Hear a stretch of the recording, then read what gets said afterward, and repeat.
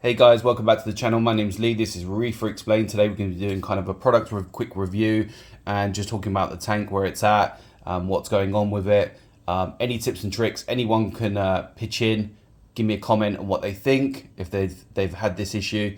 So I'm checking all parameters every week, sometimes twice a week, on mainly alkalinity, which is always stable, so no problem there. Salinity is fine.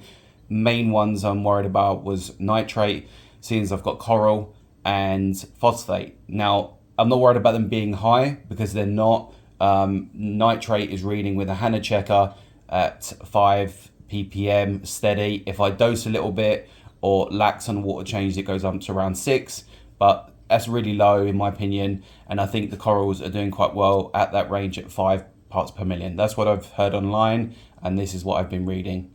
Phosphates, however, I have had readings in the past of 0.02, 0.04, the highest I ever did, and I've been dosing phosphates, phosphate plus from NIOS in a bottle, and I've been dosing the recommended amount.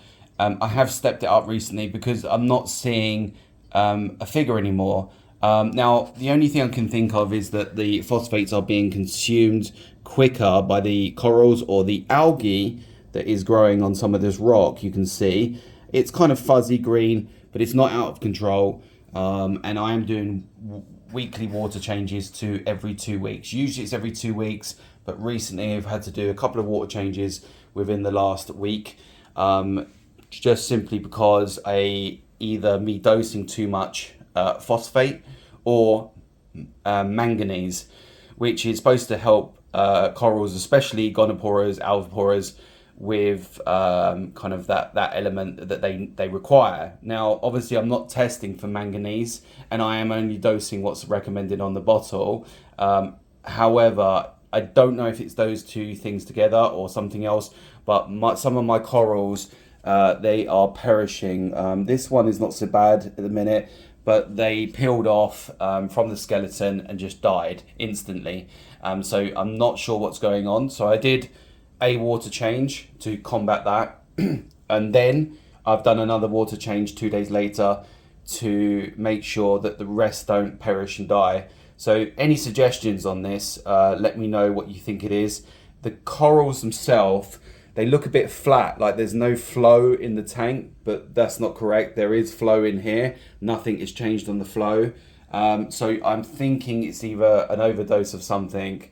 As I said, alkalinity is 8.4, calcium, it's anywhere between 425 and 450. Magnesium is around 320 to 350. And that's it really. So phosphate is not reading on any test kit I'm using. It's always 0. I'm wondering whether it is actually 0, and that's why the corals are just peeling off, or have I overdosed on phosphate and manganese and trace elements, which I'm using from ELOS. Is that a scenario? Now, again, I'm following the instructions of the bottle, so there we go. Now, I've wanted to change my salt for some time, since the beginning of the hobby, mainly because in the UK, when we kind of started, a lot of salts out there wasn't really available like the US or Canada. So I started with a product here called Kent Marine. Now, Kent Marine salt is well known, I believe, but I see it more in the UK than anywhere else. I don't ever hear of anyone else talking about it online as such. Now, it's great. It's never let me down, and it's always mixed to consistency. Does take a little bit of time to completely dissolve, and I would say that's probably anywhere between 8 and 12 hours. And now I always mix overnight, and I mix the recommended temperature. I don't put a heater in there, and then I put a heater in once it's fully mixed, and I've tested 1.026, 1.025 on no scale. Now, I've swapped over now. I've made the jump today. I'm hoping that I'll get, it will be beneficial for me. I'm not sure. Let me know what your thoughts are. I've gone with the Red Sea standard, so not the coral one. The simple reason being is that this is I believe running a lower DKH. It says 8. it mixed up at 9.1, and I believe the other one is around 11 to 12 on the Coral Pro. I don't want my alkalinity that high, and I know that once you mix it in, that may dissolve and come down, but with the doser, I always turn off the doser. Little tip: turn off your doser the night before, so that when you go to do the water change the next day, you can check where your parameters is at with the new salt, and then obviously do the water change, and then you can check to see if you're low. If you're low, then turn your doser back on. Everything should kind of equal out, because it will dose the recommended amount that you set it for, and you can test throughout the day. But I'm really happy with Red Sea. I tested 1.025 on a refractometer, 1.026 on a digital pen, and it was mixing at 9.1 DKH, I believe it was, on the pen. So yeah, I'm really happy. That was with the Hannah Checker guides with the alkalinity. So it was mixing at 9.1, I believe. And when I've put it in the tank, because I turned off the doser, it checked once it's been mixed in, and my alkalinity is stable at 8.4. So that's where I want it, between 8.4 and 8.9, based upon the dosing amount. So the dose is off for today, and because if I dose the rest, 40 mils, it may jump over 9, and that's not really what I want to happen.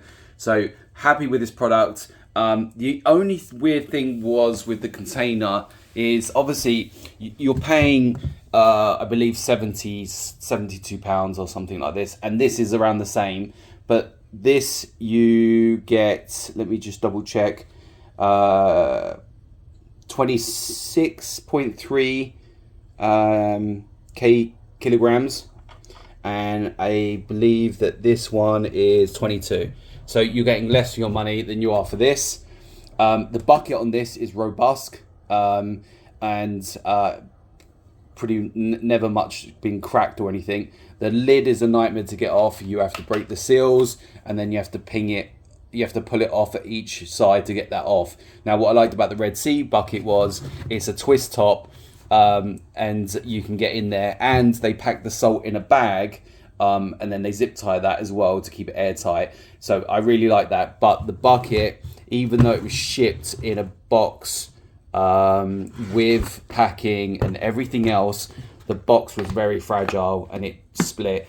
So it's lucky that the bag inside didn't catch or split as well, because then it would have just been a nightmare. So I've taken the salt out of the bucket because it was in a bag, and put it in my robust Kent Marine, even though the lid is a nightmare. So really happy with that. There is some obviously instructions on the back how to use, what it will mix up to depending on what you're looking for.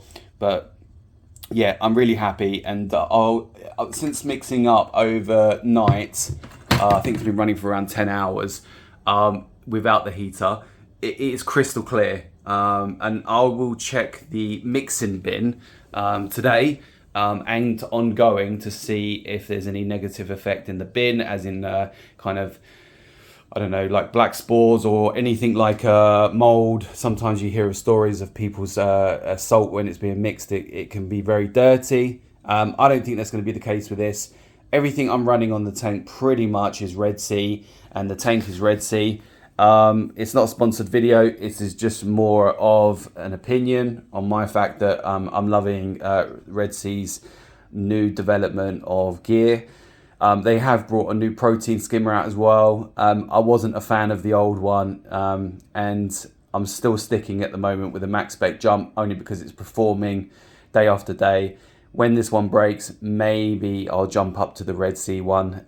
If it's quiet, if anyone's got the new Red Sea DC protein skimmer, equalizing on the level, let us know what your thoughts are on it, and if you're happy with it at the moment.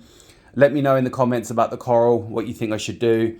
I'm going to leave it now. Whatever's happened has happened, and anything else that's melting off, I probably won't be able to save, but I feel like I'm going to lose a lot of this coral in this tank, and it's a shame, because some of these pieces, even though they're small, they've taken me some time to get.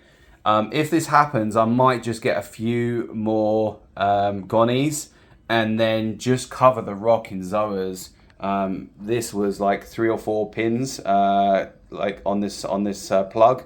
You can't see it barely now, and then it's just spread.